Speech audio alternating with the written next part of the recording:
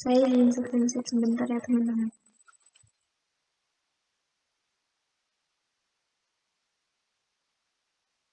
Terima kasih. Segitu kembali.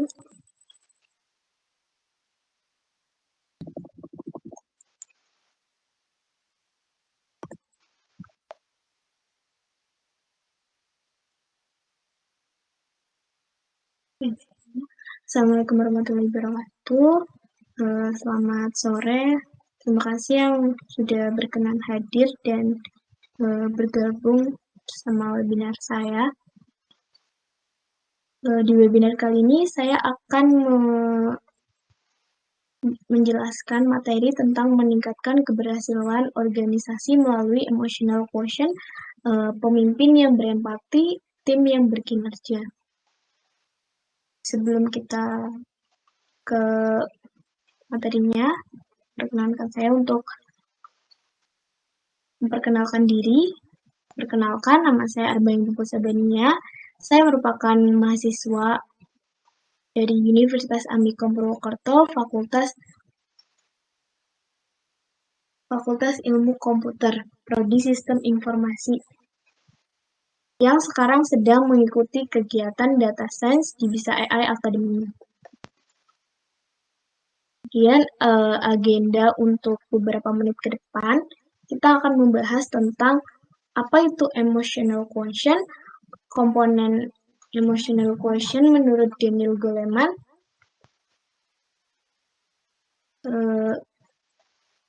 emotional quotient dalam kepemimpinan, kemudian implementasi emotional quotient dalam organisasi. Tujuan dari webinar kali ini itu untuk meningkatkan pemahaman tentang emotional quotient, mengembangkan kepemimpinan yang berbasis empati, meningkatkan kinerja tim melalui emotional quotient, mendorong implementasi emotional quotient dalam organisasi, meningkatkan kesadaran tentang pentingnya emotional quotient untuk kesuksesan profesional. Nah, yang pertama, apa itu emotional quotient? Ini merupakan jenis kecerdasan kedua yang dimiliki manusia. Emotional quotient ini adalah EQ ini adalah kepanjangan dari emotional quotient.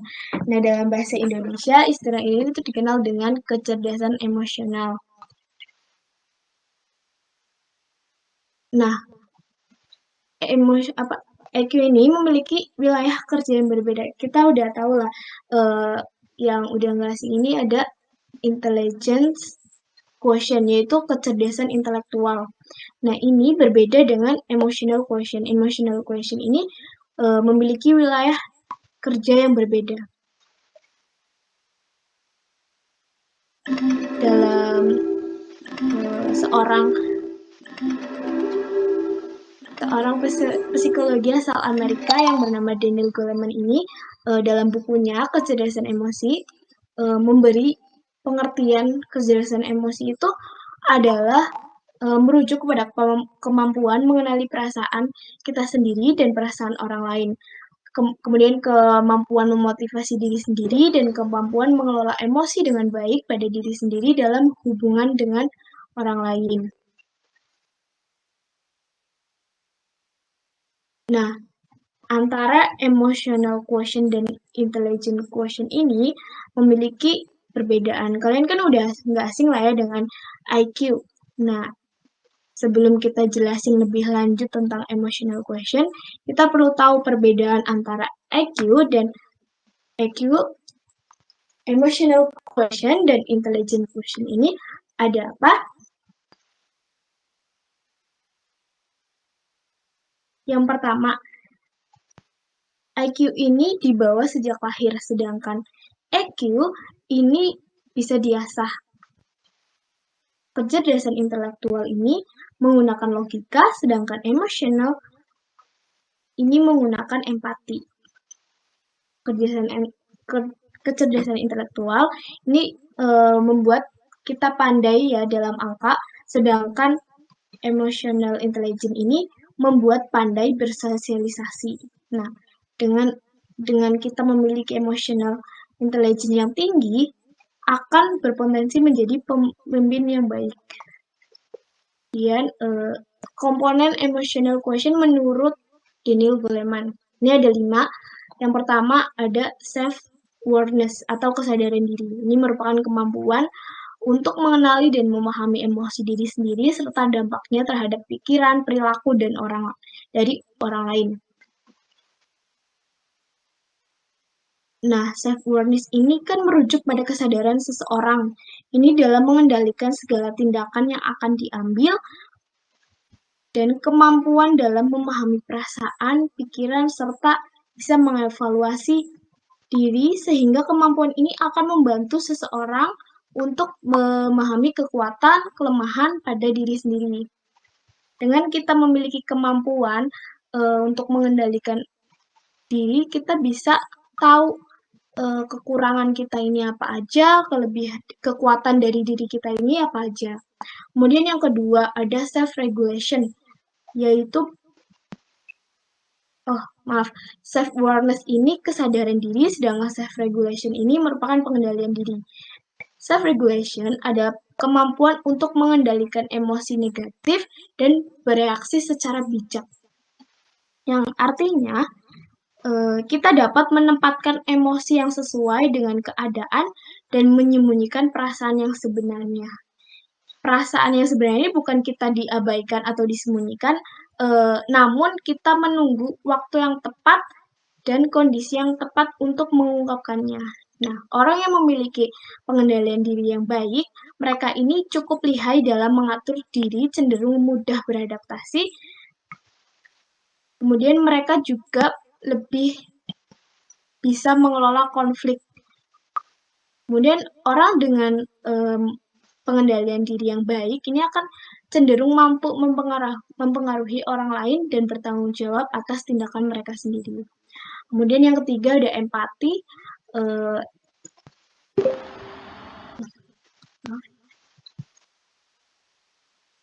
Rekam dulu.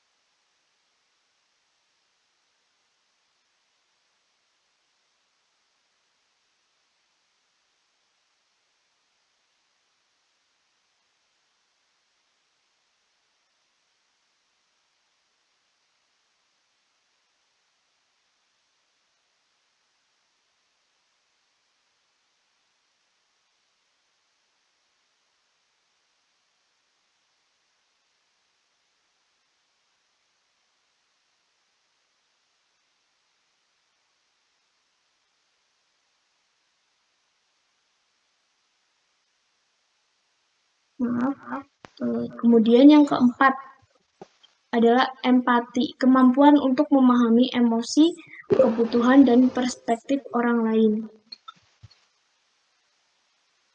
Nah, kemampuan ini memiliki karakteristik utama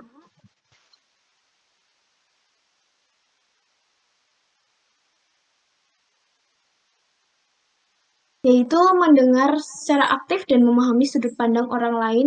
Ini peka terhadap perasaan dan kebutuhan orang lain. Ini menyesuaikan komunikasi dan tindakan berdasarkan kondisi emosional orang lain. Kita mampu memahami apa yang dirasakan orang lain. Kita mampu menempatkan diri kita seperti orang lain. Gitu. Kemudian yang keempat ada social skill, keterampilan sosial. Ini kemampuan untuk membangun hubungan yang baik, berkomunikasi secara efektif, dan memimpin dengan pengaruh positif. Nah, ini dapat membina hubungan. Ini untuk kemampuan mengendalikan, menangani emosi dengan baik, sehingga kita mampu membaca situasi dengan cermat dan berinteraksi dengan lancar, memahami dan bertindak bijaksana.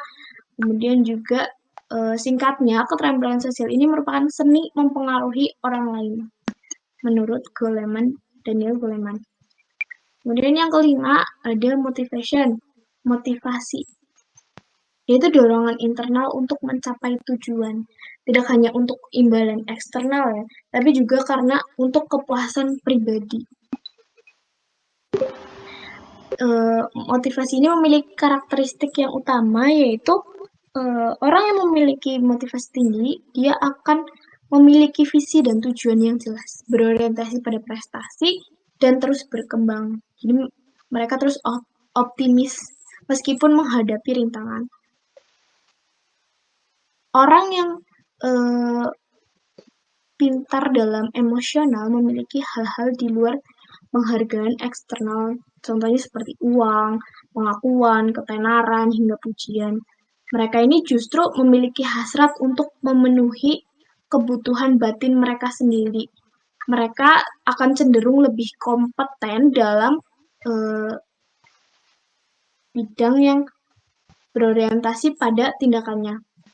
Orang dengan motivasi tinggi ini idealnya akan menetapkan tujuan, memiliki kebutuhan tinggi, selalu mencari cara untuk melakukan hal secara lebih baik. Mereka ini penuh dengan komitmen dan pandai berinisiatif. Jadi dari kelima komponen menurut Daniel Goleman ini, kelima ini saling melengkapi dan membentuk fondasi penting. Ini akan dalam pengelolaan emosi, baik secara tingkat individu maupun organisasi. Pengembangan emotional quotient ini akan membantu kita untuk menghadapi tekanan kerja dengan lebih baik, membangun hubungan interpersonal yang kuat, kemudian menjadi pemimpin yang efektif dan tim yang berkinerja tinggi. Dan selanjutnya, emotional quotient dalam kepemimpinan, menjadi pemimpin yang berempati. Nah, dalam konteks kepemimpinan ini adalah emotional quotient adalah fondasi penting untuk membangun hubungan yang sehat, menciptakan lingkungan yang positif, dan memimpin tim menuju kesuksesan. Pemimpin dengan emotional quotient tinggi ini memiliki kemampuan untuk memahami, mengelola, memanfaatkan emosi secara konstruktif yang akan membuat mereka lebih aktif menjadi pemimpin. Nah, mengapa pemimpin dengan emotional quotient tinggi ini lebih efektif?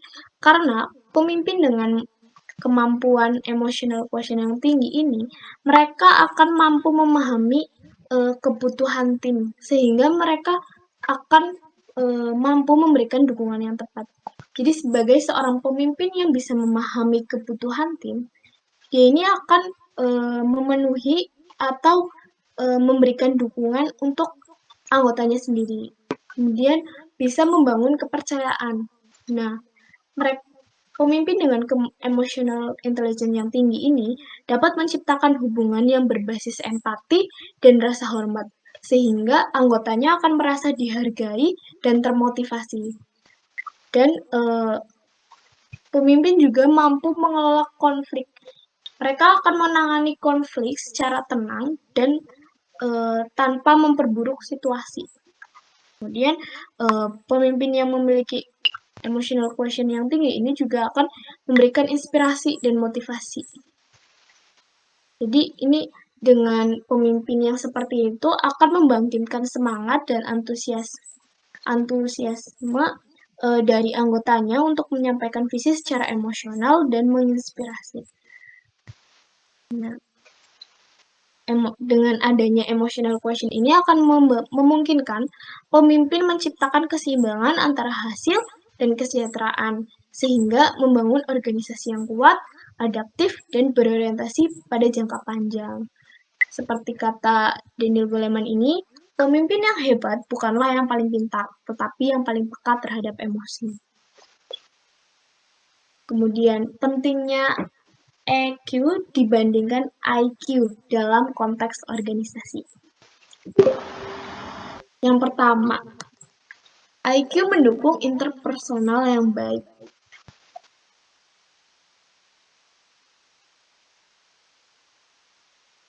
Nah, kenapa penting? Karena dalam organisasi ini, kunci keberhasilan ini seringkali bergantung pada kinerja tim. Jadi individu yang memiliki IQ yang baik akan memungkinkan untuk memberikan penyelesaian yang baik.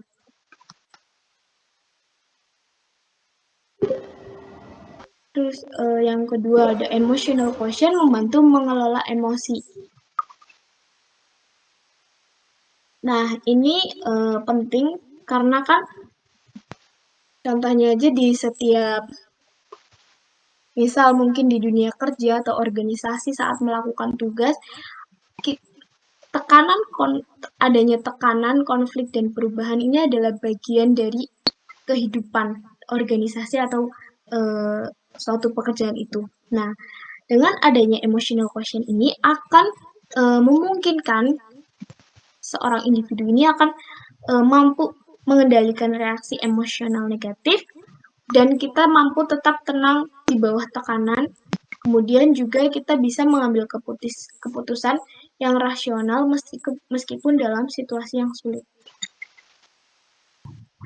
Contohnya aja kalau kita lagi berada di sebuah tekanan atau konflik, kita masih bisa fokus ke solusi untuk menyelesaikan tugas itu dengan lancar. Kemudian yang ketiga, pemimpin dengan emotional quotient tinggi akan lebih efektif. Nah, pemimpin itu tidak hanya memerlukan pengetahuan teknis atau IQ, tetapi juga kemampuan untuk menginspirasi, memotivasi, dan memahami kebutuhan tim mereka. Pemimpin yang ber-IQ tinggi ini akan menciptakan lingkungan kerja yang inklusif dan suportif. Pemimpin yang seperti ini akan mampu memotivasi tim untuk mencapai tujuan bersama dan dengan pendekatan empati. Contohnya aja, dalam suatu organisasi ada anggotanya yang memang kinerjanya sedang menurun, entah mungkin ada alasan masih kurang adaptasi atau memang ada problem yang mereka alami. Sebagai pemimpin, dia akan mendengarkan kekhawatiran anggotanya dan merespons secara positif. Ini akan meningkatkan loyalitas dalam diri mereka. Kemudian yang keempat, IQ meningkatkan produktivitas tim. Dalam sebuah tim, kemampuan untuk berkomunikasi, memahami emosi satu sama lain, dan beradaptasi dengan situasi ini sangat akan mempengaruhi hasil kinerja kita. Seperti anggota dengan emotional quotient tinggi ini cenderung akan lebih kolaboratif. Dan resolusi konflik lebih cepat karena ada pemahaman emosional yang baik. Jadi, tim yang memiliki emotional quotient tinggi ini akan menyelesaikan konflik internal tanpa mempengaruhi produktivitas. Kemudian yang kelima, IQ mendorong budaya organisasi yang positif. Dengan adanya emotional quotient ini akan mendorong kebiasaan-kebiasaan yang ada di organisasi ini akan lebih efektif. Nah, contohnya aja ini untuk menarik dan mempertahankan talenta terbaik, menciptakan lingkungan kerja yang sehat, dan mendukung kesejahteraan mental. Kemudian juga mengurangi stres dan meningkatkan keseimbangan antara kerja dan hidup, work-life balance. Kemudian yang keenam, IQ mendukung adaptabilitas di era modern. Jadi dengan adanya kemampuan untuk emotional intelligence ini, akan memungkinkan kita untuk tetap fleksibel dan mampu beradaptasi dengan perubahan, dan ini akan mendorong kita untuk inovasi, untuk terus berinovasi melalui keterbukaan terhadap ide-ide baru.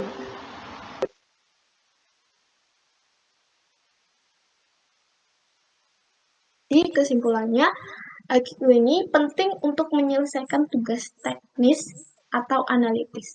Tetapi EQ jauh lebih krusial dalam membangun hubungan, mengelola emosi, dan menciptakan lingkungan kerja yang efektif. Organisasi dengan pemimpin dan tim yang memiliki EQ tinggi cenderung lebih sukses dalam jangka panjang karena dapat menghadapi tantangan dengan cara yang lebih manusiawi dan efisien. Kemudian, implementasi EQ dalam organisasi. Bagaimana kita menerapkan dan mengimplementasikan emotional quotient ini dalam organisasi? Mungkin yang pertama, ini mengintegrasikan EQ dalam proses rekrutmen. Jadi, rekrutmen ini kan adalah tahapan pertama untuk memulai organisasi ya. Jadi di tahap pertama ini, dengan adanya emotional quotient, ini tujuannya ini untuk memastikan kandidat yang direkrut ini akan apakah memiliki kemampuan emosional yang mendukung kolaborasi dan kesuksesan tim, apa enggak. Nah, caranya ini bisa dengan wawancara. Dari proses wawancara ini kita mengintegrasikan dengan kita memberikan untuk mengevaluasi kemampuan empati, kesadaran diri, dan pengendalian emosi. Kayak contohnya aja, di saat wawancara kita suruh mereka untuk menceritakan,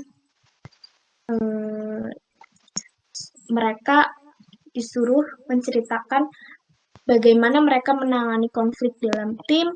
Terus kita juga bisa kasih simulasi kerja tim untuk melihat apakah kandidat bekerja sama dalam situasi yang membutuhkan,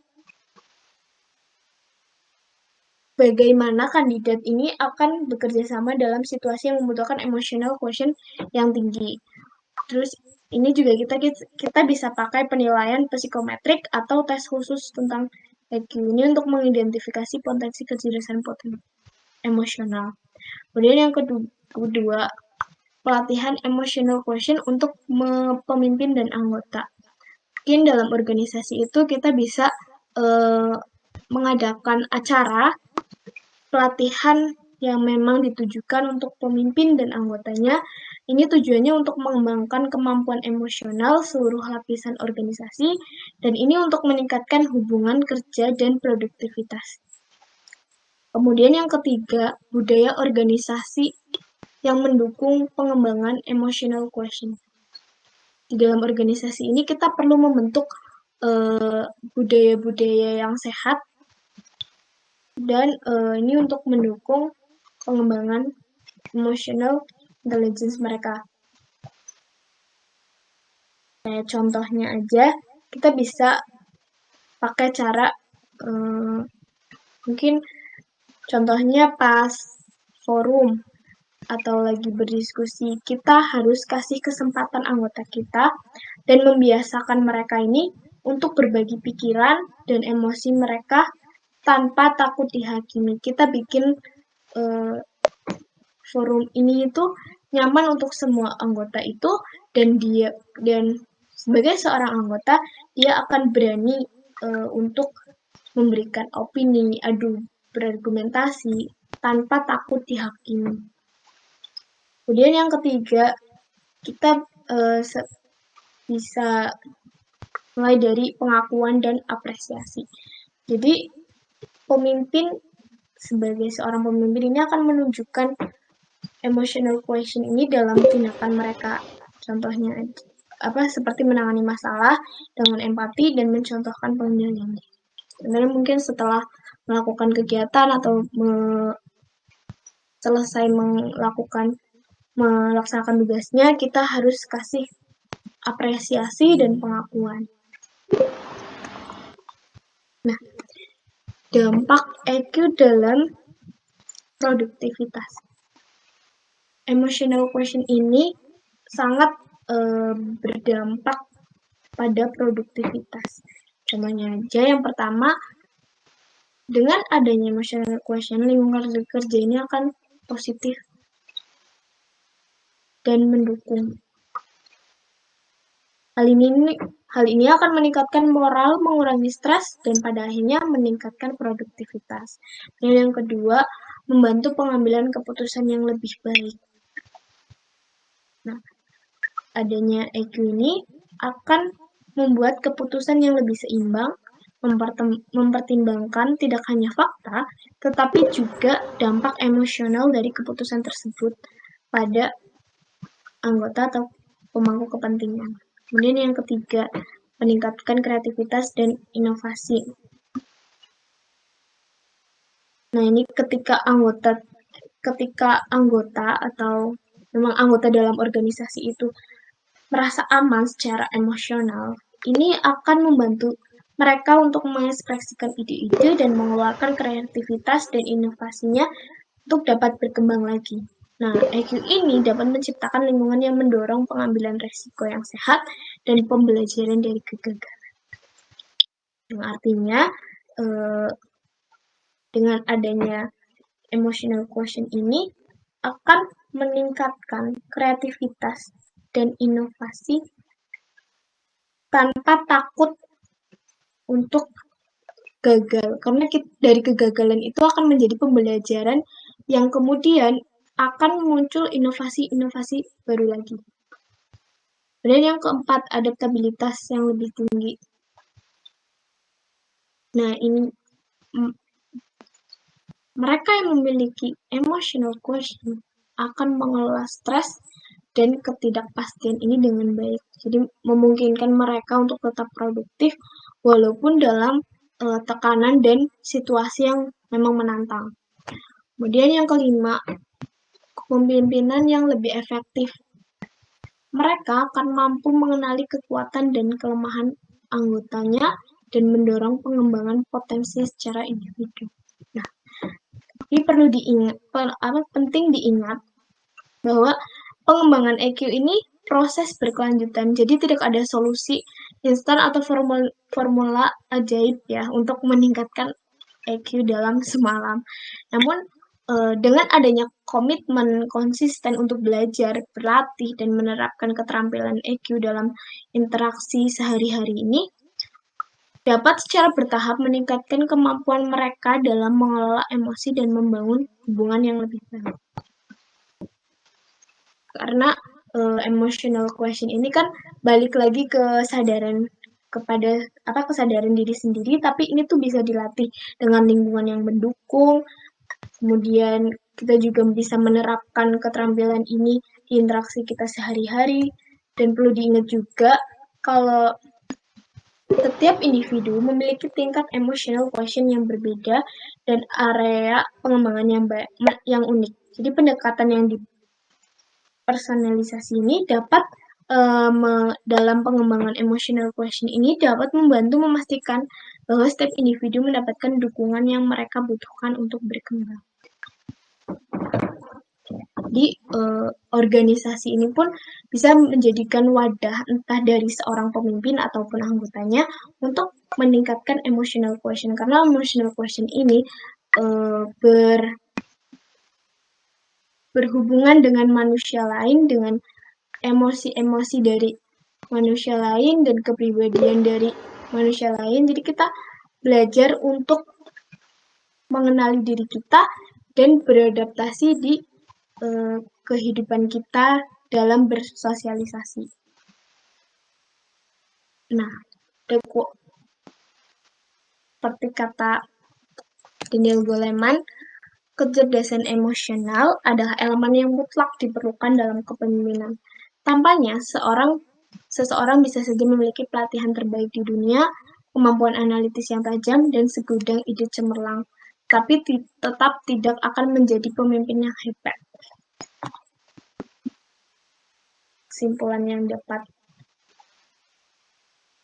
tarik, Emotional quotient adalah elemen yang penting dalam keberhasilan organisasi, karena kemampuan ini memungkinkan individu untuk mengelola emosi, membangun hubungan interpersonal yang kuat, dan menciptakan lingkungan kerja yang positif. EQ berperan krusial dalam kepemimpinan, mendorong empati, pengendalian diri, dan keterampilan sosial yang meningkatkan kinerja tim. Dalam konteks organisasi, emotional quotient ini mendukung pengelolaan konflik, pengembangan keputusan yang lebih baik, adaptabilitas tinggi, dan budaya kerja yang inklusif, yang semuanya berkontribusi pada produktivitas dan keberhasilan jangka panjang. Dengan mengintegrasikan kepemimpinan pengembangan emotional quotient secara berkelanjutan di setiap tingkat organisasi dapat membantu fondasi yang kokoh untuk mencapai tujuan dengan pendekatan yang manusiawi dan efektif. Oke, mungkin gitu dulu materinya. Apakah ada pertanyaan? Kita bisa sharing-sharing mungkin.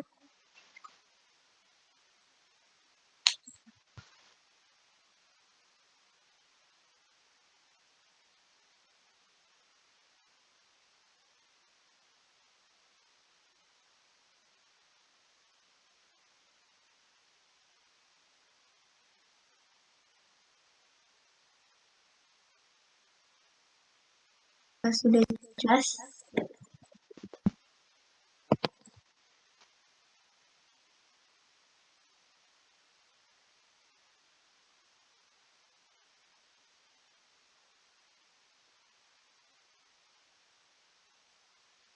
Oke, kalau tidak ada pertanyaan, saya izin tutup webinar kali ini. Terima kasih.